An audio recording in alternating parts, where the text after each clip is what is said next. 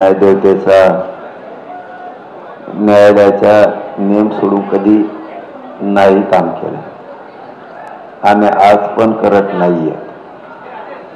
माननीय न्यायदेवतेने आम्हाला न्याय आतापर्यंत दिलाय।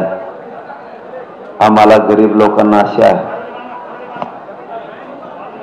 न्यायदेवता गरीब लोकांचा आधार बनून गोरगरिबांच्या मागण्यासाठी आंदोलनासाठी आमच्या बाजूने नक्की न्याय करेल। काय असतं बघा, शेवटी सरकार जर गोरगरिबाला विचारलं तर गोरगरिबाचा दुवा, गोरगरिबांचा आधार, गोरगरिबांच्या वेदनाची काळजी करणारं न्यायालय न्याय मंदिर असतं। त्यामुळे न्यायदेवता आमचाही न्याय करणार, न्याय 100% मिळणार। न्यायदेवता आमच्या वेदना जाणून घेईल आणि आम्ही कुठेही लोकशाहीचं कायद्याचं नियमाचं उल्लंघन केले नाही। आम्ही शांततेत आमरण उपोषणाला बसलो। ह्याच्यातलं तुम्हाला सत्य सांगायचं असलं तर रात्री न्यायालयाच्या एका विषयावरून आम्ही रात्री सांगितलं, रोडवरच्या सगळ्या गाड्या काढा, मैदानाला लावा। तर एका 4 ते 5 घंट्यात रस्त्यावर आमची एक सुद्धा आमच्या पोरांनी गाडी ठेवली नाही।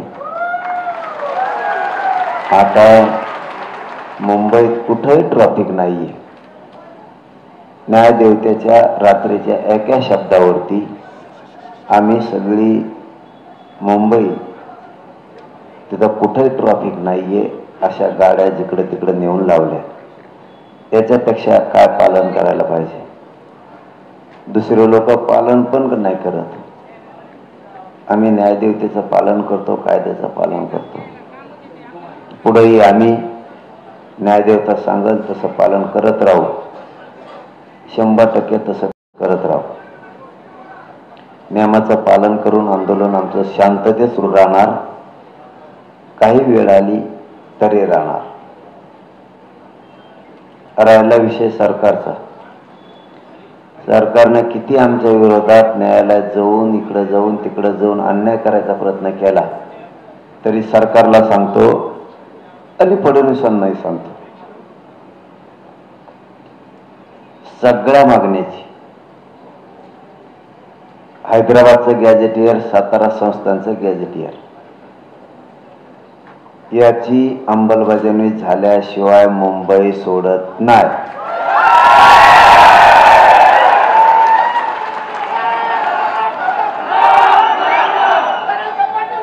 मराठा आणि कुणबी हा एकच, या जारशिवाय मुंबई सोडत नाही। सगळ्या सोयऱ्यांच्या अधिसूचनेची अंमलबजावणी ती पण होणं गरजेचं आहे। त्याला काय अडचण येते आम्हाला सांगा। सगळ्या सोयऱ्याच्या अधिसूचनेला अंमलबजावणीला काय अडचण येते सांगा। मराठा आणि कुणबी एक हे, याला पण काय अडचण येते आम्हाला सांगा। सरसकट राज्यातल्या केसेस मागे घेऊन आमच्यावर हल्ला करणाऱ्या पोलिसांना बडतर्फ करून त्यांच्यावर 120B 307 सारखे गुन्हे दाखल होणं आवश्यक आहे।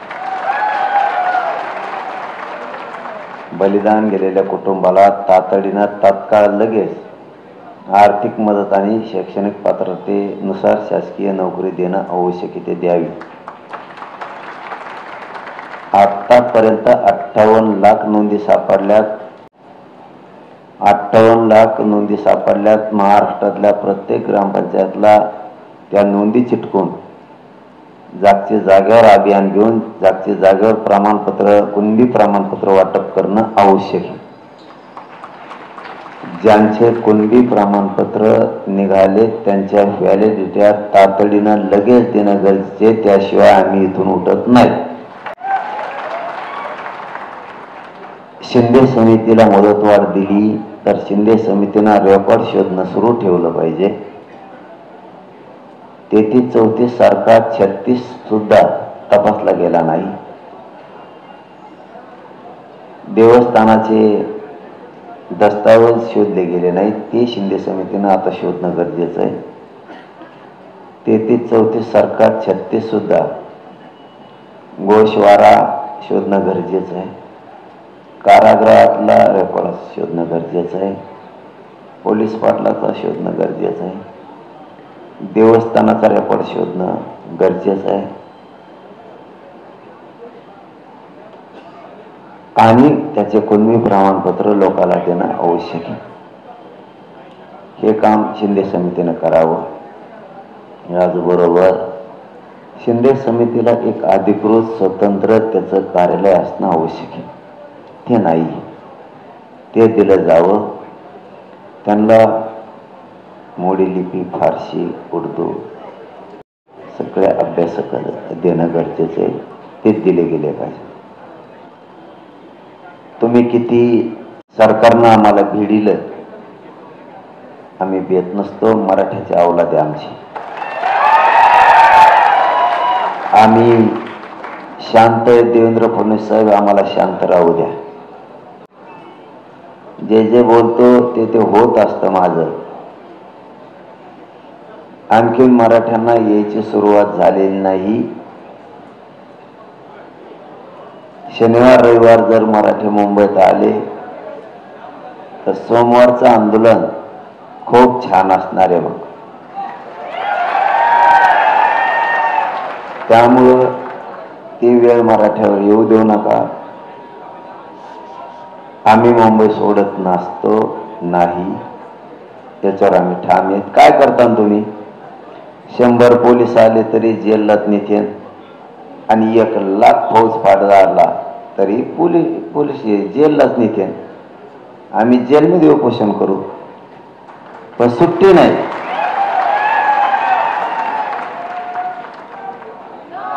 तुम्ही एखाद्या समाजावर अन्याय होईल असं वागू नका. मराठ्यांना इथून हुसकून देणं, काढून देणं ही काळजात रोखणारी सल आहे. फडणवीस साहेब, ती ऋतू देऊ नका. तुम्ही काही निमित्त जोडून मराठ्यांना आझाद मैदानावर हुसकून देताल, ती सल, ते झालेला जिवारी वार तुम्हाला मागात पडल. तुम्ही पोलिसांना सांगून अटक करायला लावता, तेही तुमच्यासाठी घातक विषय असणार आहे.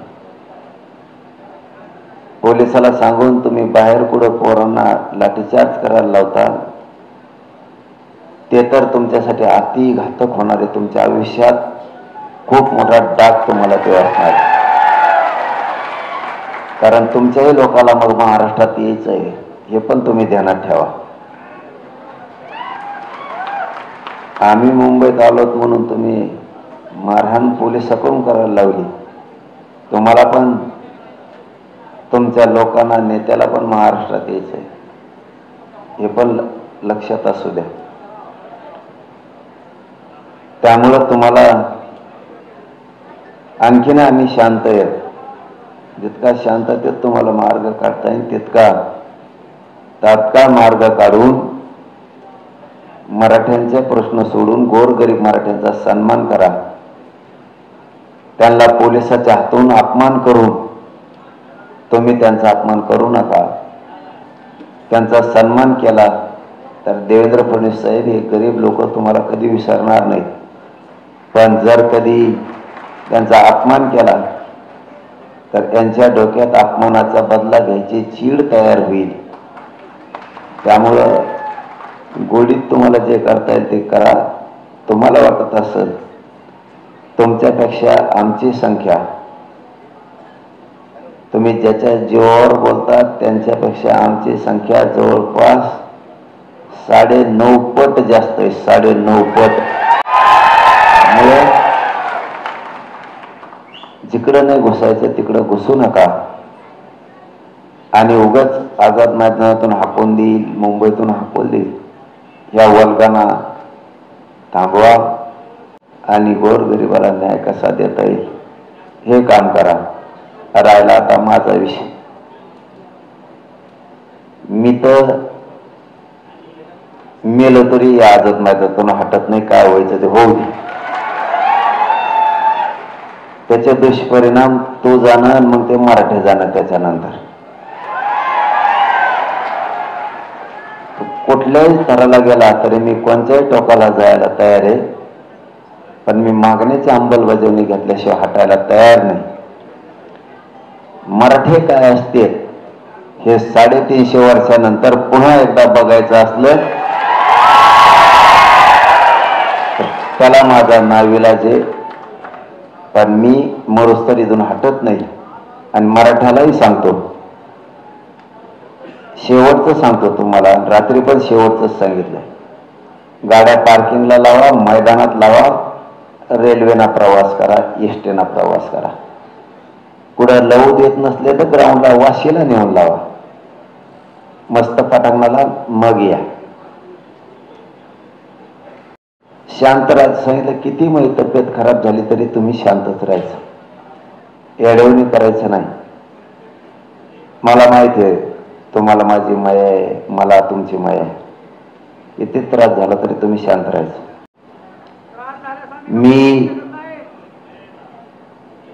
मी मेल्याच्या नंतर तुम्ही तरी पण शांतच राहा, माझं आव्हान. त्याच्यानंतर तुम्हाला काय करायचं तुम्ही तुमचं करा, पण तरीही त्याच्यानंतरही माझं म्हणणं आहे तुम्ही शांत राहा.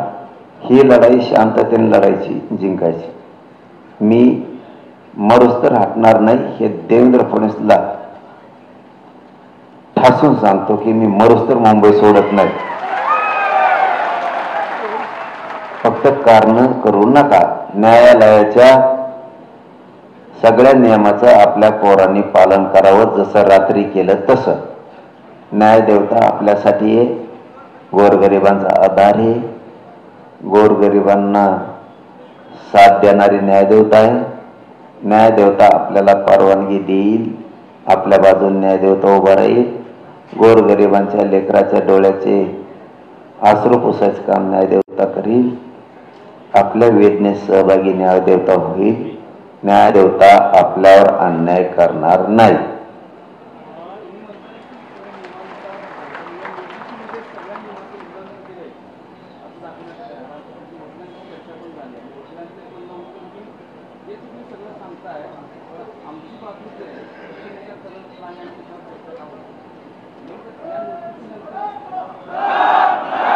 काय उल्लंघन केलं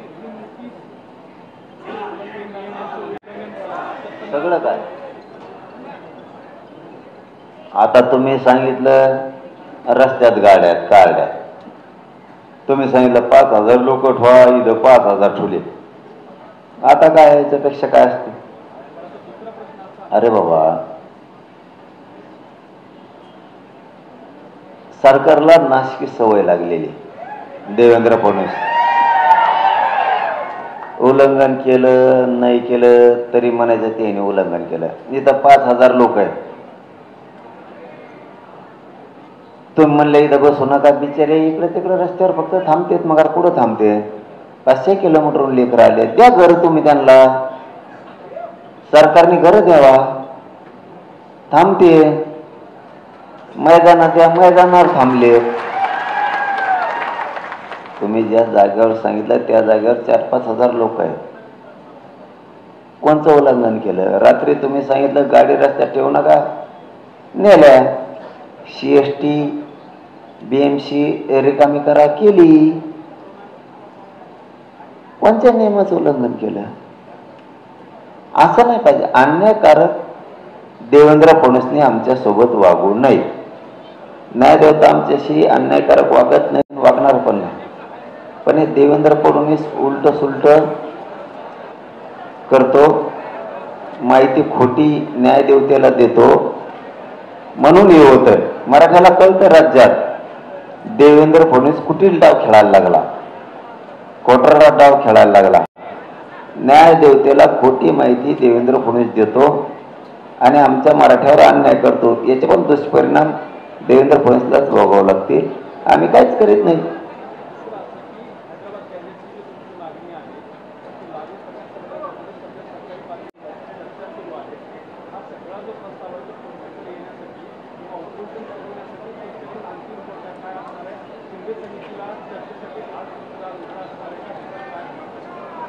काय शिंदे समिती? आमची सरकार सोबत पहिल्या दिवसापासूनच तयारी आहे चर्चेची. आम्ही कोण नाही म्हणलो, पण हैदराबाद नाही. हैदराबादचं पाहिजेच गॅजेटेड, पण सातारा संस्थान सुद्धा पाहिजे. कारण त्या दिवशी ते असं म्हणले मला, इथं शिंदे समिती, औंध संस्थान आणि बॉम्बे गव्हर्नमेंटचं गॅजेटियरच्या थोड्या कायदेशीर काही त्रुटी आहेत. थोडं आम्हाला ते वाचायचं आणखीन अभ्यासात राहिलं. म्हणलं ठीक आहे, पटलं ते. हैदराबाद गॅजेटियर आणि सातारा संस्थांचं गॅजेटियर मला पाहिजे. त्याचा तुमचा अभ्यास झालाय? ते म्हणले हो.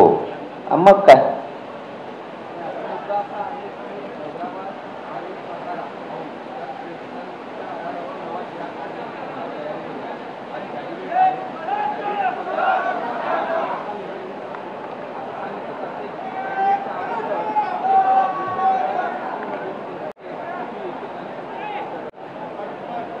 माझं म्हणणं काय,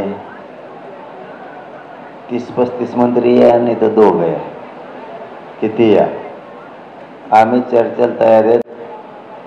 आमचे पोरं कोणाला त्रास देत नाहीत, काही नाहीत. आम्हाला आरक्षणाशी देणं घेणं. ते आले तरी त्यांचा सन्मानपूर्वक त्यांना आमचेच पोरं वाटायला लावतील, सन्मानपूर्वक त्यांना चर्चाही करतील.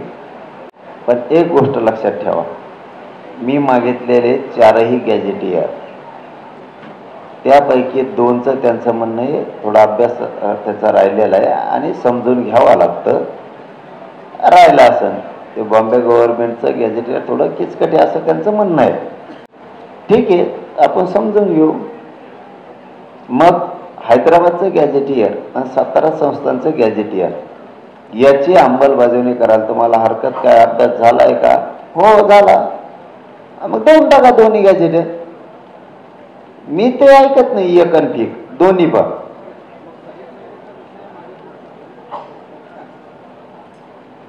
त्या विषयावर त्या दिवशी चर्चा करायला ते माघारी येतो म्हणले आणि आले नाही. होईल चर्चा. हे बघा, माझ्या समाजाला एक गोष्ट पक्की माहिती, मी कुठलाच मुद्दा मागं राहू देत नाही. पण मी जे घेतो ते चंद्र सूर्य असेपर्यंत माझ्या जातीला टिकन असं घेतो, दम्मानी घेतो.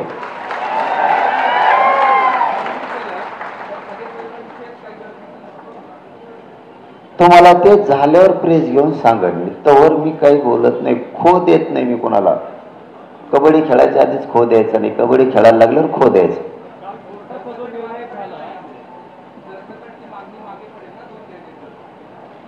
तुम्हाला ते जर 2 घेतले ना, त्याच्यानंतर प्रेस घे आणि मग आपण 2-3 जण हिशोब करू, कशाने कशाला काय म्हणतात, कशाने कशाने काय होत असतात. तुम्ही फक्त बघा माझ्या माई, मी जी पूर्वजांनी दिलेली शिकवण घास घास तोंडात घालावा. एकदाच जर वजळभर घातलं तर काही तोंडाच्या खाली पडत आणि काही नरड्यात गुतत, आणि मग ते पचत नाही तर हाताने तेवढंच बाहेर पडत.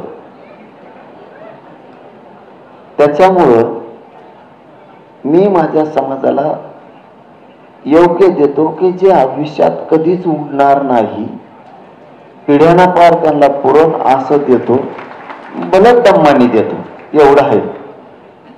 म्हणून मी बरोबर करतो. फक्त पोरावर तुम्ही शांत राहा. मला आणि माझ्या समाजाला डाग लागन, खाली मान घालावं लागन असं वागू नका. माझी तुम्हाला मनापासून विनंती आहे, शांत राहा.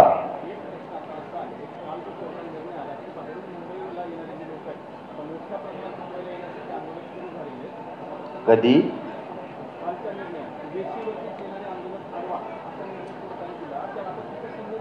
तुम्हाला खरं सांगू का, तुम्ही म्हणताय खूप आंदोलक मुंबईकडे यायला लागलेत, आमचे रिपोर्टर म्हणा किंवा तुमच्या माहितीनुसार मुंबईच्या बाहेर महाराष्ट्रातले मराठी मुंबईकडे यायला लागले, तर मुंबईचे वेशीवरती लोक आहेत त्यांना अडवलं जाईल.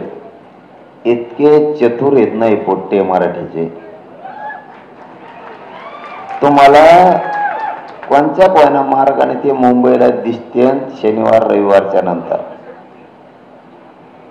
आणि ते इतके दिसते की सरकारला नेमके हे मुंबईकर येत काही हे मराठीचे येत काहीच ओळखायला येणार नाही. आणि सोमवारच्या नंतरचं महाराष्ट्रातलं आंदोलन देवेंद्र फडणवीसनी स्वतः चुकीमुळे चाललेलं ते आंदोलन आहे देवेंद्र फडणवीसचे. अंतवर मी जगत बी नाही. आणि इतक्या दिवस उपोषण, मला तुमच्या संग बोलायचं असलं का आधी पाणी प्यावं लागतं मग बोलावं लागतं. तुम्हालाही खोटं बोलायची मला गरज नाही. नवीन पत्रकार बांधव यांना ठीक आहे, यांना खोटं बी वाटत असं, पण तुम्ही 2 वर्षात माहिती आहे तुम्हाला मला काय काय कोणत्या वेळेला करावं लागतं. मराठी मुंबईत येणार कोणी त्यांना अडवू शकत नाही. आणि अडलं तरी बी ते बघा तुम्ही कशा मार्गाने मुंबईत येते. आणि ते दिवस देवेंद्र फडणवीस साहेबांनी येऊ देऊ नये. आणखीनच त्यांच्याविषयी आमच्या मनात कटुता नाही. आणखीन पण इतका त्रास दिला त्याने आम्हाला, परवानग्या रद्द केल्या, पोराला त्रास दिला, झोपून दिलं नाही, पाणी दिलं नाही, भाकरी दिलं नाही, जेवायला दिलं नाही, मुंबईत फिरू दिलं नाही, इतका त्रास दिला देवेंद्र फडणवीस. तरी आमच्या मनात त्यांच्याविषयी कटुता नाही. त्यांनी आमच्या मागण्याची अंमलबजावणी करावी, बस. आम्हाला काय अपेक्षा नाही. चला, धन्यवाद.